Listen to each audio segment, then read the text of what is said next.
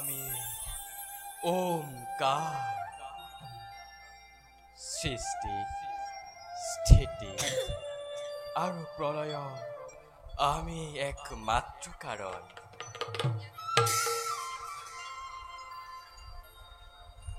যেতিয়াই এই সৃষ্টি ধৰ্মৰ ওপৰত অধৰ্মই প্ৰভাৱ বিস্তাৰ কৰিবলৈ উদ্যত হয় তেতিয়াই সৃষ্টিত ধৰ্ম সংস্থাপনৰ বাবে যুগে যুগে নানা ৰূপত আমি ধৰিছো অৱতাৰ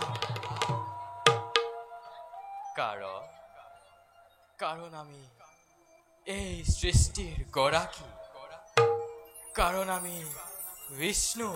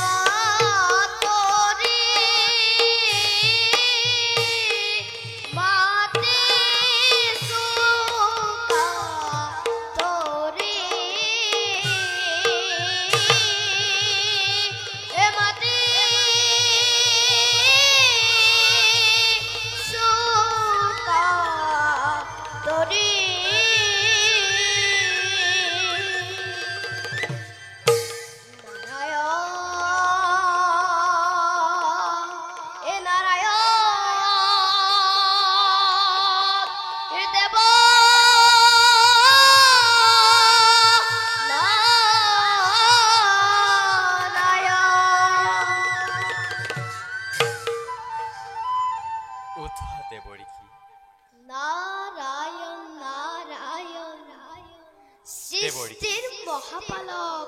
মহাপ্ৰভু ভগৱন্ত আছে সংসাৰৰ কিবাহু বিমল চিন্তা বিভোৰ প্ৰভু দাৰদৰ ভক্তি অঞ্জলি উঠা দেৱৰীষি পেকেট কৰকচোন প্ৰভু দেৱৰীষি দেৰাখি কপটত হৃদয়ৰ বিমোহৰ টাকাৰৰ দেৱৰীষি উপযুক্ত সময়তে তুমি বৈকুণ্ঠৰ হলা বিদ্যমান বাৰু কোৱাচোন দেৱৰীষি শুনো তোমাৰ মুখেৰে এবে সৃষ্টিৰ সংবাদ নাৰায়ণ উপহাস নকৰিব প্ৰভু উপহাস যাৰ ইচ্ছা জল স্থল বায়ু শ্যাম বসুন্ধৰা কিয় তুমি এই নিয়ন্তা প্ৰভু বস্ত কৰি এই নিকি নাৰদক নকৰিব চালনা দেৱৰীষি ভুল তুমি নবুজিবা আমাক জানো আমি ভালদৰে এই জগতৰ সমস্ত সংবাদ কিন্তু দেৱৰীষি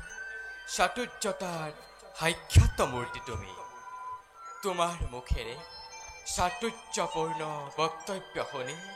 পৰম আনন্দ আমি পাওঁ অন্তৰত নাৰায়ণ আজি এই লীলাময় জগত পালকে এই নিকি নাৰদকো কৰিছে চালনা বাৰু প্ৰভু এইবাৰ তেতা যুগত লীলাময় জগত পালকেনো কি ঘোষণা কৰিছে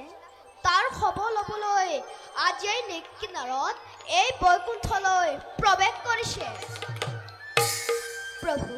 ভক্তক অন্ধকাৰত নেৰাখিব আপুনি শুনা দেৱৰ্ষি, এইবাৰ মনুষ্যৰূপে ধৰি অৱতাৰ দুষ্টক দমন আৰু ভক্তগণক আমি কৰিম উদ্ধাৰ। কিন্তু দেৱৰ্ষি, এই কাৰ্যত পদে পদে লাগিব তোমাৰ সহায়। ভাল প্ৰভু, আমিও তেন্তে বিদায়হে মাগিলো। এ মোৰ প্ৰাণে গোপাল, এদিন বন্ধু নাৰায়ণ, এ বৈকুণ্ঠৰ ভৱনে এ দেখিলো নয়নে, এ দেৱনা ইৰায়ণ হৰি, প্ৰভু ৰাতুল চৰণতে এ সোণৰ দূত পূৰ্বতে, এ ৰুণুজো নজন কৰি, এ ৰুণুজো নজন কৰি,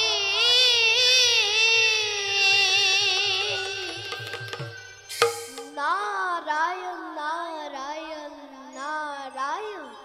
বৈকুণ্ঠৰে ভবনে দেখিলো নয়নে, দেবনা ৰায়ণ হৰি, প্ৰভু ৰাতুল চৰণতে সোণৰ পূৰ্বতে, ৰুণুজো নজন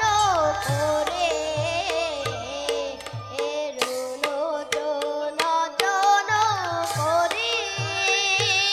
হৰি ৰাম ৰাম ৰাম, কৃষ্ণ ৰাম ৰাম ৰাম,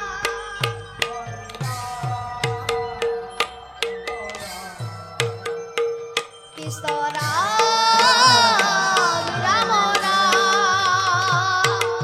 ৰাম ৰাম, নাৰায়ণ নাৰায়ণ নাৰায়ণ।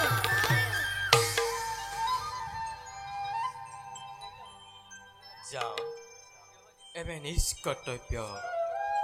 অগ্ৰসৰ হওঁগৈ।